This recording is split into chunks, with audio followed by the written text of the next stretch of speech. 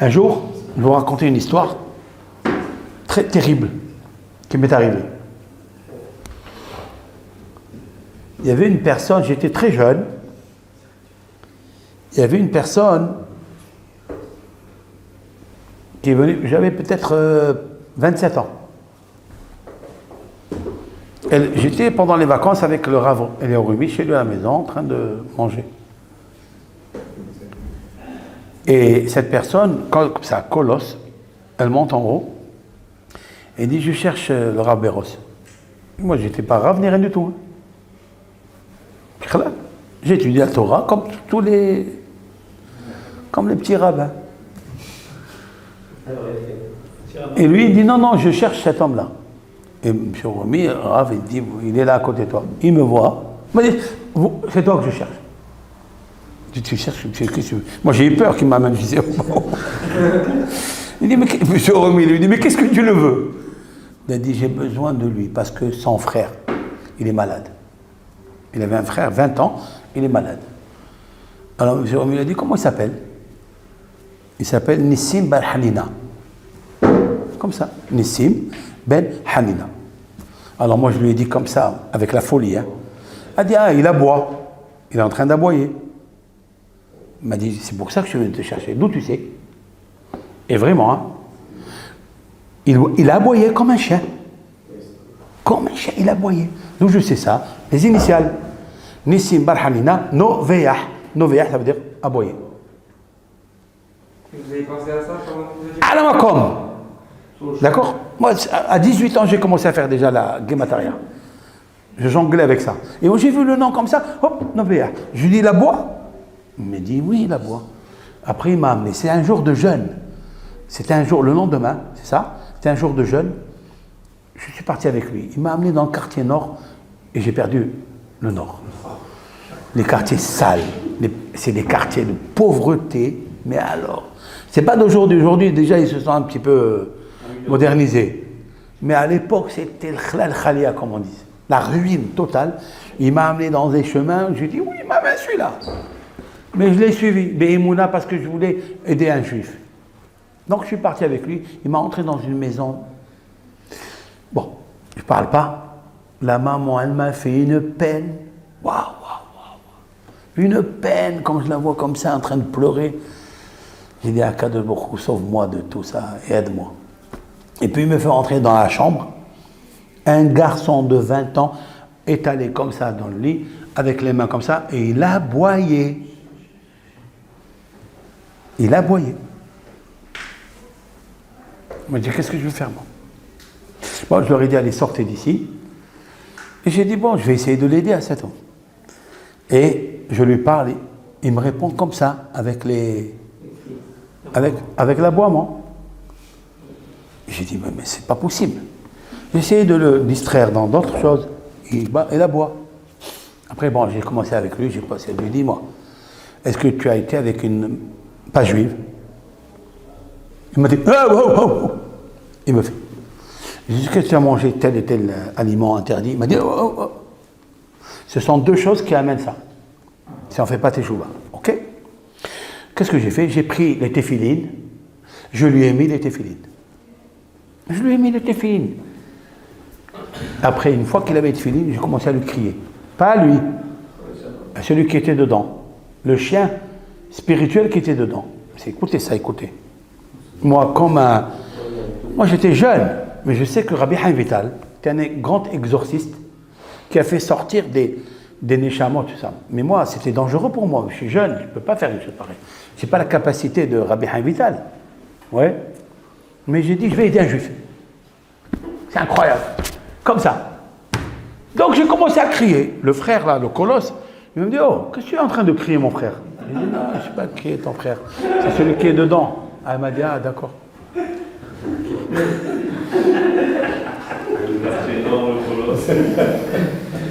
Tu sors pas avec moi. Je lui ai dit: tu veux rentrer avec moi? Il m'a dit: non, non, non. Alors, j'ai commencé à crier.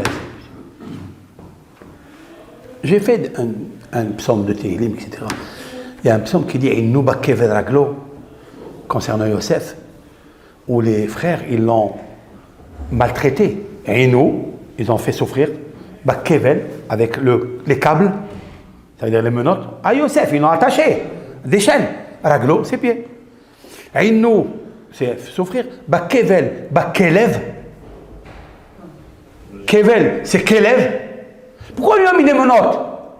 Pourquoi lui ont mis à Youssef des menottes? Pourquoi? Parce qu'il a parlé la chanara sur eux. Il a dit que ses frères, ils mangeaient un morceau de chair ou un morceau un membre d'une bête vivante et qui se promenait avec des filles. D'accord? Il a parlé. Quelqu'un qui parle de ça ou quelqu'un qui fait ça, eh bien, on le fait tomber dans le Kevel. Kevel, Kelev. Vous saisissez ça? Donc je dis, monsieur, il est attaché comme le chien, donc j'ai commencé à citer des psaumes, etc. Il s'est endormi. Il s'est entendu, il dit, waouh. J'ai passé là-bas 2 heures en transpirant et j'avais peur. Il s'est endormi totalement. Totalement, il s'est endormi. Qu'est-ce qu'il avait mangé? Le hallouf. D'accord? Bon, il ne sait pas. Ok? Il s'est endormi. J'ai appelé son frère, son Yossi il s'appelle. Je l'ai appelé, je lui ai dit, voilà, il s'est endormi. Il m'a dit, on lui a fait des piqûres, on lui a fait des... J'ai dit, les piqûres, ça ne sert à rien. C'est les psaumes qui servent. Il y a des survitamines dans les psaumes. Il y a tout dedans. Je lui ai mis une piqûre de psaume. Baruch Hashem, il s'est endormi. Je lui ai dit, maintenant, quand il va se réveiller, il va commencer à faire encore. Je lui ai dit, écoute, ne m'appelle plus, hein, parce que là... je lui ai dit, j'ai peur. Hein.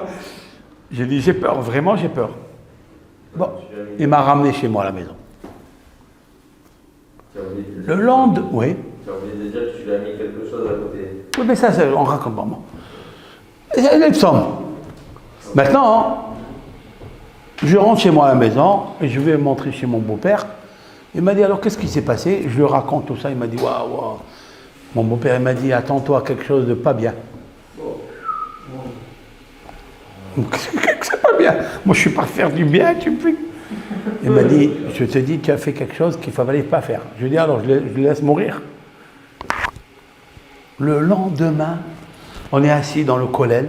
Le kollel, il était dans la synagogue d'aujourd'hui. C'est là-bas. Et je vois aussi avec son frère. Il l'a amené, tout content, tout beau, tout magnifique, tout zen. Et il lui a fait embrasser le Sefer Torah. J'ai fait embrasser le Sefer Torah. Et il a crié devant tous les rabbins. C'est lui qui l'a guéri. J'ai dit, bon, qu'est-ce qu'il me fait la honte? J'ai dit, laissez-moi tranquille. J'ai rien fait. Mais j'ai rien fait. J'ai juste prié. Bon. On oublie cette affaire. Le garçon, vraiment, on dirait qu'il est sorti de lui ce rouah-là, cette force négative qu'il avait, cet esprit. On apprend de là que Dieu, que Hachem, il est mishpat, qu'il est juge, un juge, qu'il n'y a rien qui échappe à Dieu. Et qu'on a besoin tous d'une bonne correction. On a vraiment besoin d'expier la chaleur négative qu'on a créée à cause du péché. Si c'est un péché de la chanra, vous créez un chien qui dévore, qui accuse. Si quelqu'un, barminan, Dieu préserve, il allume Shabbat. C'est rien l'allumer Shabbat, c'est un petit feu. Mais ce n'est pas de ça qu'il faut craindre. Dit le Zohar, c'est le feu spirituel que tu as créé. Ce feu spirituel, il va te brûler. Il va te brûler. Mais c'est ça, si tu ne fais pas tes chouvas, il va te brûler. Enlève-le. Qu'est-ce qu'on fait ce soir? On essaye d'enlever tous les feux énergétiques, négatifs qu'on a créés. Ce soir, on est en train de les éteindre. Vous le savez ça? C'est pour ça qu'on est réveillé comme ça. Parce que quand tu t'es réveillé pour faire le péché, tu as créé des choses qui, eux, se réveillent dans le jour du malheur. Il arrive un jour dans l'année où il y a un malheur. Fais attention. Et maintenant, ce jour-là du bonheur, Yom Hosha'ana Rabbah. On est en train de protéger, de sauver, de sauver tous les péchés qui ont créé quelque chose de mauvais, juste maintenant, ce soir, avec une petite veillée. Vous savez, des fois, on reste à la marronnaise ou la au café métal, là-bas. D'accord? Hein? La fermée? Mais il n'y a rien qui reste là-bas, vous croyez que c'est que du métal. Vous savez quoi? On peut rester là-bas des soirées entières, depuis 6 heures du soir. Il est sorti du travail, il va là-bas, il boit un whisky, il joue à la dame ou il joue à l'échec. Mais c'est que de l'échec. Et il est maté. Et donc, et là ce soir, le Isserara, normalement ici, il devait avoir tous ceux qui vont à la marronnaise, ils doivent être là. Ouais, tout, ici. Mais le Isserara, il fait son travail. C'est un grand mérite que nous avons de veiller ce soir. C'est un grand mérite. Moi, ça fait presque, Baruch Hashem, grâce à Dieu, ça fait peut-être, je suis venu à Shiva à 13 ans et demi, ça fait presque, allez, on va dire, non, ça fait 42 ans que je fais la veillée. Je n'ai pas dormi. C'est moi qui fais le cours. Je ne fais pas le seder comme ils font. Moi, je le fais avant minuit, avant 1h du matin. Je le fais. Je lis tout le livre de Devarim. Ouais. Et d'ailleurs, ce soir, je l'ai lu. Et je l'ai lu pour tous les Bnei Israël, pour tous les malades. J'ai fait une petite vidéo où j'ai annoncé qu'avec le Hachem, voilà, je suis votre ambassadeur. Je vais lire ça pour vous, pour les malades. Et bien, j'ai associé avec moi tout le Ham Israël, tout celui qui ne sait pas lire, ou tout celui qui sait lire, mais il ne sait pas la valeur de lire le livre de Moshe Rabbeinu, le 5e livre de la Bible, qui est très, très hachouf, très, très important. Vous comprenez? Et donc, Baruch Hashem. Et Dieu, on voit que Dieu, il nous aide. Il nous aide. Ce soir, c'était l'apothéose où j'ai fait un cours à Etz Haïm de 1 heure, mais le live, il est sorti, avec une barbe, je sais pas, il a appuyé, je crois, celui qui s'est occupé, il a appuyé sur quelque chose, il me sortait avec des lunettes, avec des... C'est quoi ça? Tu sais, on dirait James Bond ou la Maaf, comment il s'appelle? J'ai dit, mais c'est quoi ça? Il a appuyé sur un, comment on appelle ça, un filtre. Il a appuyé sur un filtre, il me sort avec le chapeau, on dirait celui de M. Seguin, et avec les lunettes les Ray-Ban, je sais pas de qui. Mais vous savez pourquoi? C'est Mina Shamaïm. Vous savez comment je suis content pour ça? À cause de Ain Hara. Vous saisissez ce que je dis? Le mauvais œil, des fois, il te cloue, comme on dit. Et à Saint-Maclou, il faut faire attention. Attends, j'ai pas fini mon histoire. C'est ça? Non, on va pas tu parles parce que le truc où vous avez dit votre père qui va vous arriver. Attends, je continue. Ah, voilà. Alors, la suite de l'histoire, ça se passe avec mon fils. Il s'est passé une histoire. Il avait 12 ans et demi. D'accord? C'était la même période. Il avait... Attends. Non, c'est pas la même période. Ah, c'est après. Il avait 12 ans et demi. Je vous ai raconté une quand il avait 19 mois. C'est le même. Toujours le... Sarara, Satan, même, te chatouille. Il a eu ce qu'on appelle une tumeur temporale. Côté gauche, une tumeur ici de 4 cm. Là. Une boule comme ça lui est sortie. Ça se voyait? Oui, ça se voyait, bien sûr, elle était apparente. C'était visible. Et vous savez très bien que les épreuves, c'est pour te faire pousser, pour te faire grandir, c'est ça. Et on est parti voir le professeur Carcassonne. Il a dit c'est très dangereux. Elle est maligne. Déjà le scanner, on avait fait un scanner. Et il voyait que d'après les vaisseaux, comment ils sont en truc, c'est qu'elle est pas bonne, pas bien. Alors il a dit, qu'est-ce qu'on fait? Ben, il faut opérer. Et l'opération, elle dure 12 heures et quelques. quelques minutes, 12 heures et en plus. Ça veut dire quoi? Il nous explique, et moi rien que je tremble. Il ouvre l'œil, il le fait sortir, il enlève tous les vaisseaux qui sont affectés, ouais, et il les nettoie, un derrière l'autre. Mais c'est très minutieux, très très minutieux. Si avec le bistouri il touche un nerf ou quelque chose, et on n'a pas voulu, on n'a pas accepté. Ok. Après, ils sont venus d'autres médecins, ils ont dit waouh, vous savez que si vous laissez ça, comme ça, la maladie, la tumeur, elle va transpercer le crâne parce qu'elle est capable, elle a une force laser, elle va rentrer dans le cerveau et elle va lui abîmer tout, il n'a rien faire. Il y a eu 3 médecins, parce qu'il faut toujours demander au moins 2. 3, c'est encore mieux, comme ça expliquera Moshe Feinstein, dans les responsables. 3 médecins, bien, et tous des professeurs, pas. On a demandé, ils ont dit tous pareil. Donc on est obligé, c'est halachique. Tu peux dire, j'ai confiance en Dieu, mais quand c'est la halakha qui te dit, ne fais pas n'importe quoi. Bon. Nous avons fait le rendez-vous ici en bas, à Sainte-Marguerite, avec le professeur Pelé. Professeur Pelé, et son intendant, c'est Samuel Malka. Vous connaissez Samuel Malka? Le docteur Samuel Malka. Qu'ils nous ont reçus, voilà, nous avons décidé, dimanche, l'opération.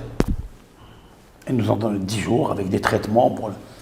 Bon, vous savez, hein, dans 10 jours, l'opération. Donc dimanche, on l'a amené, l'enfant, et lui, il était jovial, il n'avait rien. Lui, il était content, il dit, qu'est-ce que vous faites? Vous êtes en train de me faire quoi? Et puis non, viens, on l'a amené là-bas pour qu'il dorme là-bas, et à 5h du matin, on va le raser. Et oui, parce qu'il ne faut pas laisser un cheveu tomber dans le truc. On va le raser, et on va l'opérer. Le raser et l'opérer. Et lui, ce dimanche soir, il n'a pas voulu. Il a dit, moi je ne reste pas ici. Mon fils. Mais je retourne chez moi à la maison. Alors ils lui ont dit, non. Mais essaye de faire ça. Essaye de faire, mon fils, c'est pour toi, c'est pour ton bien. Et le petit dit, j'ai rien. On est retourné. Il est venu la sage-femme, elle a dit, de toute façon, demain matin, on va lui faire l'anesthésie. On lui fait on le rase et voilà la ligne. On est retourné à la Shiva. On est retourné et c'était le moment de Arvit. Je suis rentré à la Shiva, j'ai fait un Arvit que jamais j'ai fait dans ma vie. Mes tripes, je les ai données à Hachem. J'ai dit à Hachem, il faut que tu me sauves mon fils. Il faut que tu me sauves mon fils. Une prière, je ne sais pas comment je l'ai faite. Quand je vous parle de ça, ça veut dire qu'on a appelé Rav Kadori, le Rabbi de Lubavitch, on a appelé tous les Hachamim qui étaient dans ce monde-là. On les a appelés. Et tout le monde a prié pour lui. Mais je vous dis, tous ceux-là, ils ne sont pas concernés. C'est que le père et la mère qui sont concernés. D'accord? La mère qui est amère, le père qui n'a pas de repère. Alors il faut appeler le père. Donc j'ai appelé le père comme il faut. Je suis resté peut-être 10 minutes dans la Hamida, qui ne m'arrive pas. Moi je suis très rapide, je ne suis pas quelqu'un qui philosophe beaucoup dans la Hamida. Je fais normalement, je comprends les mots, mais c'est où? Ok? Très bien. J'ai fini la Hamida, je l'ai fini. Et mon beau-père, il envoie sa fille, il me dit, va m'appeler Menahem. Je suis monté. Je dis, qu'est-ce qu'il y a? Il m'a dit, regarde ton fils.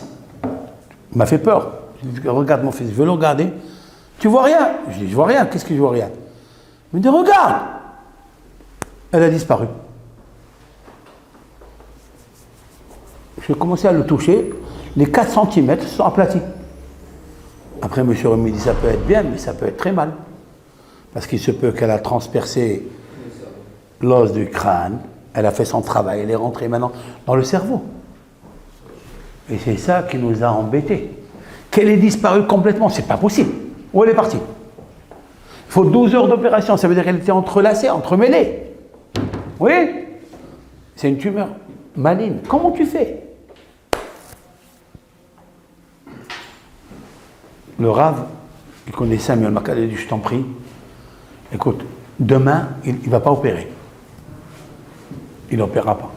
Monsieur Romy, la religion c'est une chose, mais attention, la santé de votre petit-fils, c'est une autre.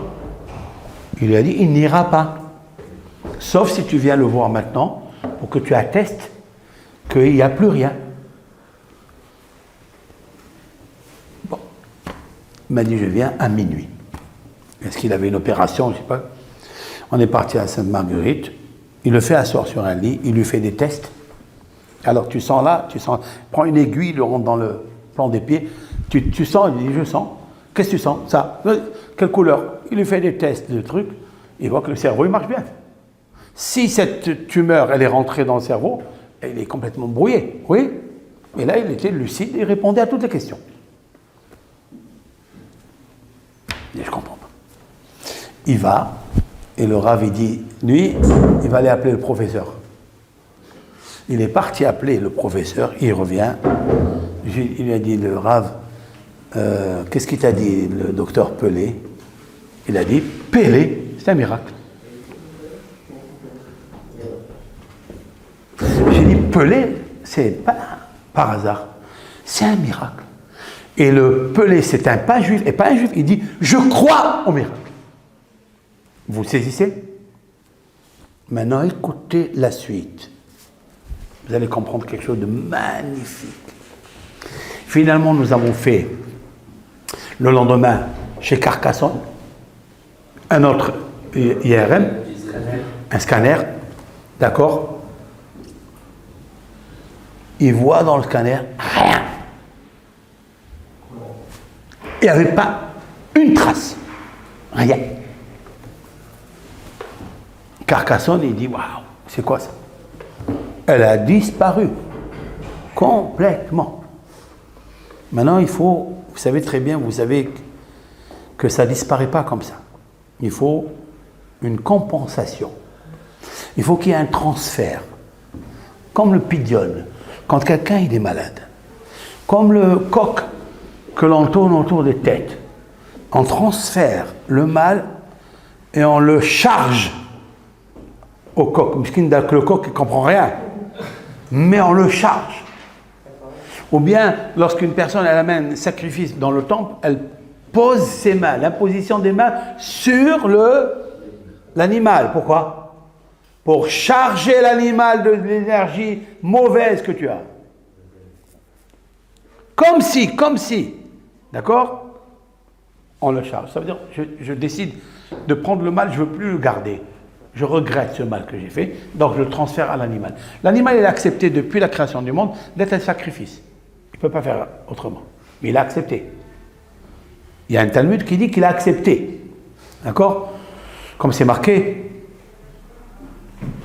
Vechot Sevaam, l'Éternel a créé les cieux et la terre, Vechot Sevaam. C'est quoi Vechot Sevaam? Et tous les armées, c'est quoi ça? Le Talmud dit Vechot Sivionam. Sivionam, leur physionomie, leur connaissance et leur ratson, leur volonté. À chaque animal, il lui a dit, toi, tu vas être un âne. Il dit, oui. Tu vas transporter des charges. Il dit, oui. Ce que tu veux à quel oui. Si tu veux pas, je te rends un chameau. Et ainsi de suite. Ils ont accepté. J'ai dit dans un cours, tous les visages que vous avez, que nous avons, il ne faut pas s'insurger. Il y a des gens qui disent, je ne suis pas beau, je suis moche, je ne suis pas bien. Alors pourquoi Dieu il a fait ça? C'est toi qui l'as choisi, c'est pas Dieu. Toi. Il t'a fait rentrer dans une chambre qui s'appelle Hechal Hatzlamim, c'est-à-dire c'est le palais, le château où il y a tous les visages. Et toi tu as envisagé, tu as dit celui-là. Mais tu as voulu le beau, celui des classes stars d'Ama. D'accord? Tu as avec les yeux bleus, l'autre avec les yeux verts. Et Dieu, l'ange, il te dit, attention, si tu prends ça, ici dans ce bas monde, tu vas être bien poursuivi par les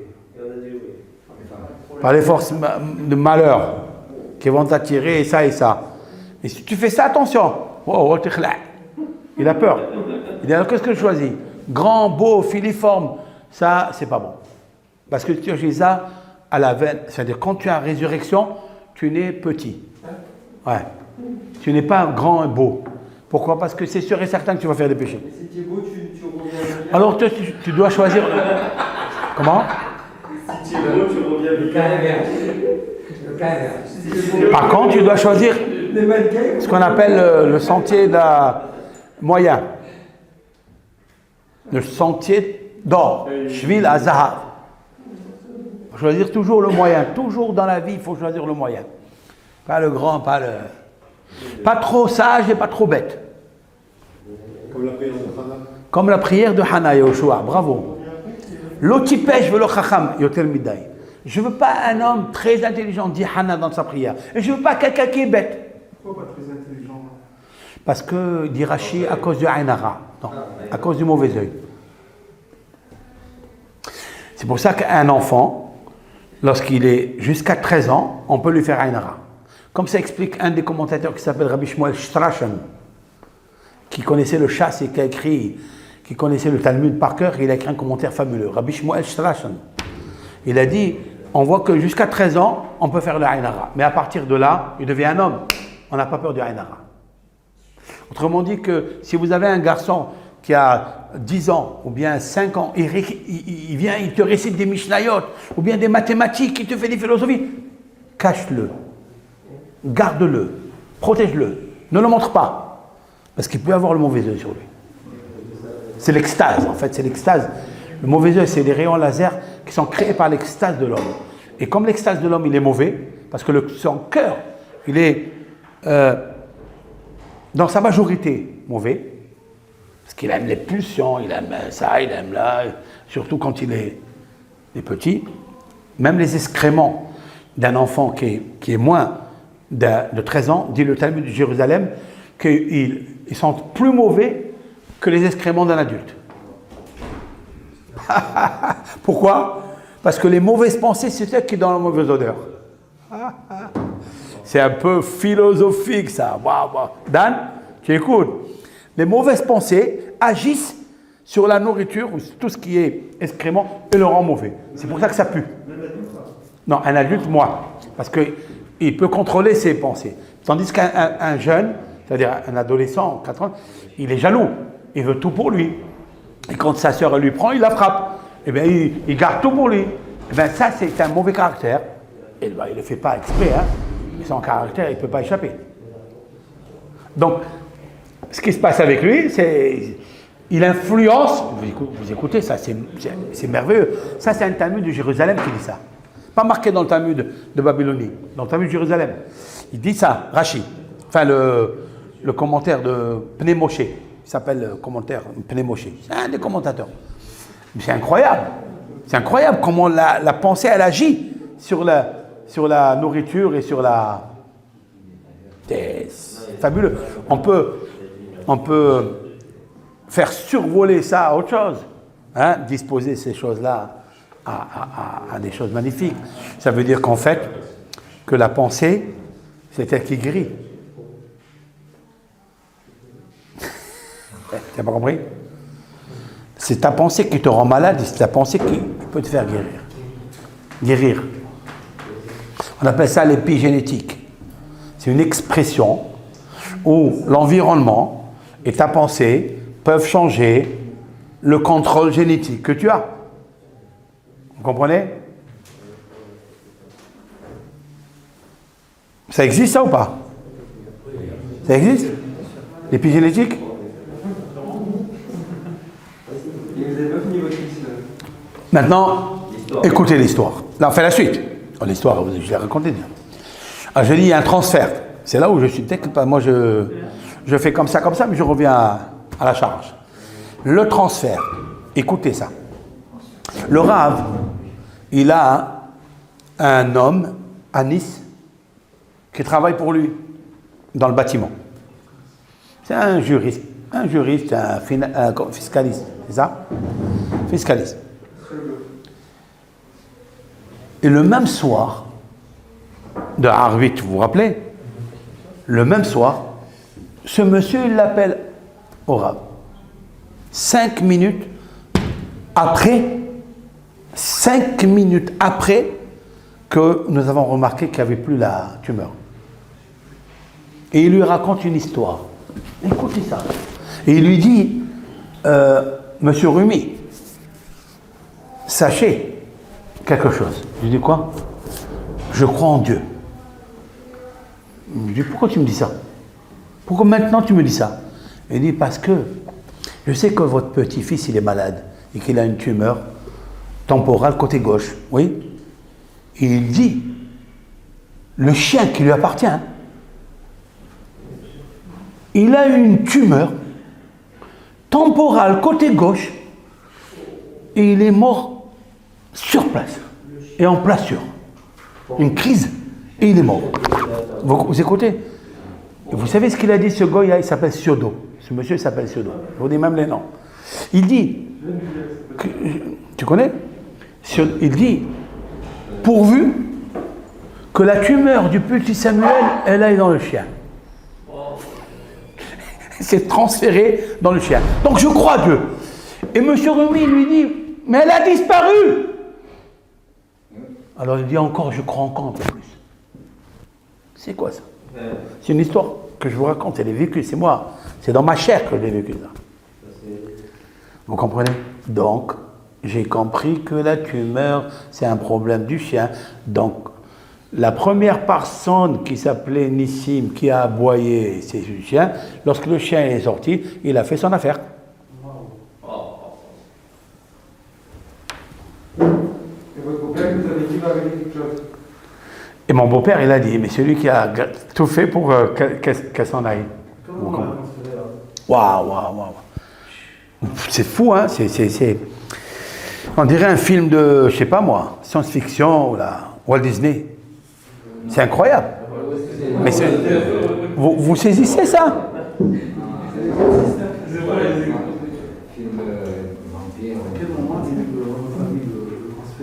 Le transfert? Quand vous avez prié, il y a eu quelque chose? Ah, tu n'étais pas là alors, quand j'ai prié. Où tu étais quand j'ai prié? C'est quand je suis revenu de l'hôpital et qu'on a décidé que le lendemain, il va faire l'opération. On est revenu à la Shiva. Moi, je suis rentré à Arbitre, j'ai prié la Tfila avec une intensité. Et là, il est monté le petit, et mon beau-père, il m'appelle, il me dit, viens voir. Mais je ne vous ai pas raconté la suite. Eh non. Eh non. Écoutez ça. Écoutez. Quelque chose de très grand, très puissant. En attendant, il y avait la Eloula de Baba Saleh. Et j'ai allumé la bougie de Baba Saleh. Vous savez les grosses bougies qu'on vend dans la Eloula, les grandes bougies. J'ai allumé cette bougie-là. Et texto, je ne sais pas si je l'ai pris en photo parce qu'elle est très bizarre celle-là. Toute la partie de la cire d'en haut, elle est descendue du côté gauche de la bougie et elle a formé une boule comme une tumeur. Vous saisissez? Ça veut dire que ça a débuté par une compensation d'abord dans la bougie de Baba Saleh.